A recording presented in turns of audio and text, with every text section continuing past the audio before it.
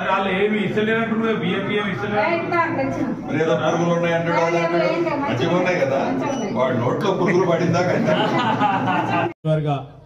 సోదరులు నాటికి ముఖ్య అతిథిగా విచ్చేసిన మా సహచర శాసన సభ్యులు విజయరమణారావు గారు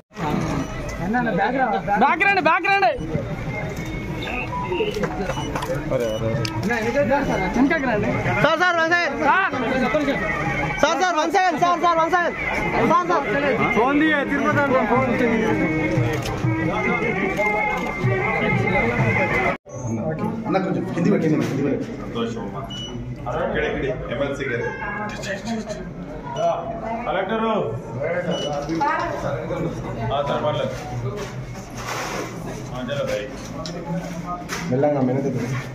అయిన తర్వాత పెడదు ఇక్కడ ఎవరికండి అది ఎవరి చేతికండి నువ్వే కట్టి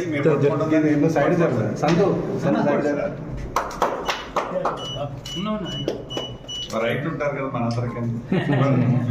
కుడికాలు ముందు పెట్టి పద రైట్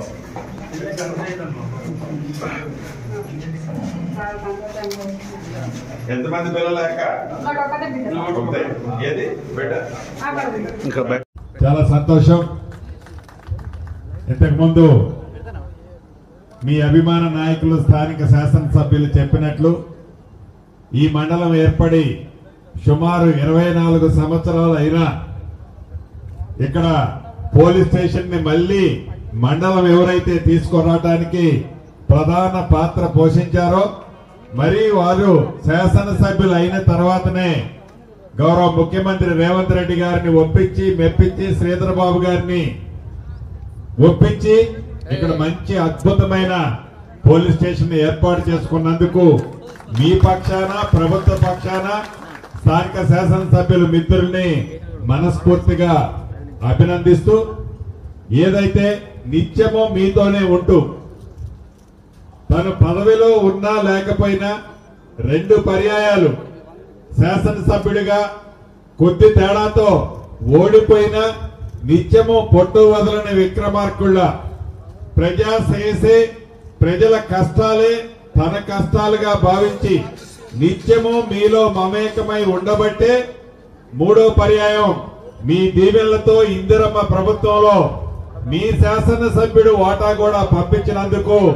మనస్ఫూర్తిగా మిమ్మల్ని కూడా అభినందిస్తున్నాం. ఎందుకంటే జనరల్ గా ఎమ్మెల్యే ఎన్నికలు లేకపోతే ఎన్నికలంటూ వచ్చేసరికి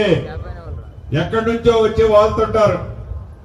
ఎన్నికలు అయిపోయిన తర్వాత గెలిచినా ఉండరు, ఓడిపోయినా ఉండరు. కానీ మీ శాసనసభ్యులు ఓడిపోయినప్పుడు మిమ్మల్ని అట్టి పెట్టుకొని ఉన్నారు. గెలిచి రాష్ట్రంలో ఇందిరమ్మ ప్రభుత్వం వచ్చిన తర్వాత కూడా హైదరాబాద్ లో ఎప్పుడన్నా ఒక రోజు ఉండండి అన్నా అంటే కావాలంటే మళ్ళీ రేపు పొద్దున వస్తున్నా నా కాన్స్టిట్యున్సీకి పోయి పొద్దున్నే ఒక్కసారి మా వాళ్ళందరినీ కనపడాలి అని హైదరాబాద్ నుంచి మళ్ళీ మీ కాన్స్టిట్యున్సీకి వచ్చి మళ్ళీ పొద్దున్న హైదరాబాద్ వచ్చిన సందర్భాలు కోకొల్లలు ఉన్నాయి. నిజంగా ఇటువంటి శాసనసభ్యుడిని మీరు మనస్ఫూర్తిగా దీవించినందుకు మీ పక్షాన కూడా అభినందిస్తూ మన ఇందిరమ్మ ప్రభుత్వంలో తెచ్చుకున్న ఈ ఇందిరమ్మ ప్రభుత్వంలో రాష్ట్ర ఆర్థిక పరిస్థితి బాగలేకపోయినా ఇచ్చిన ప్రతి మాటని వీలైనన్ని చేస్తూ ఆనాటి ప్రభుత్వము ఏవైతే సంక్షేమాలు అభివృద్ధి కార్యక్రమాలు చేశామని చెబుతున్నారో వాటిలో ఏ ఒక్క కార్యక్రమాన్ని కూడా పక్కన పెట్టకుండా ప్రతి కార్యక్రమాన్ని చేస్తూ వాటికి అదనంగా ఆ దొరవారు చేసిన అప్పులు ప్రతి నెల అసలు మిత్తి 6,500 కోట్లు కడుతూ మన ప్రభుత్వంలో సంక్షేమ కార్యక్రమాలు అభివృద్ధిని కూడా జోడెడ్ల గౌరవ ముఖ్యమంత్రి రేవంత్ రెడ్డి గారి నాయకత్వంలోని మన ప్రభుత్వం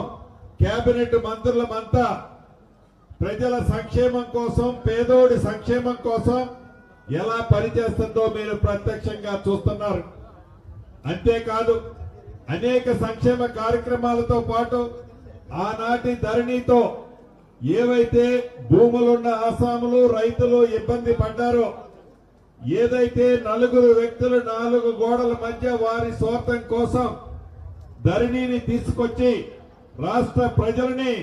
సుమారు 4.5 సంవత్సరాలు హింస పెట్టిన ధరణిని అన్న మాట ప్రకారం బంగాళాఖాతంలో వేసి అద్భుతమైన భూభారతి, ప్రతి జబ్బుకి మందు ఎలా ఉంటుందో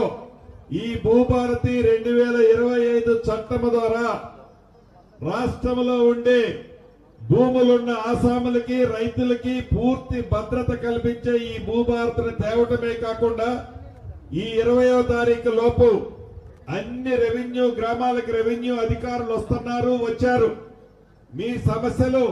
మీ గ్రామంలోనే వచ్చి తీసుకొని మీ దగ్గరే పరిష్కరిస్తారు. ఏ ఒక్క వ్యక్తి కూడా ఆలి మెడలో ఉన్న తాలిని అమ్ముకొని కోర్టుల చుట్టూ తిరగకుండా ఉండే విధంగా ఈ భూభారతి చట్టంతో ప్రతి సమస్యని పరిష్కరించే విధంగా ఈ చట్టం తెచ్చుకున్నాం మీ అందరి కష్ట ఫలితంగా.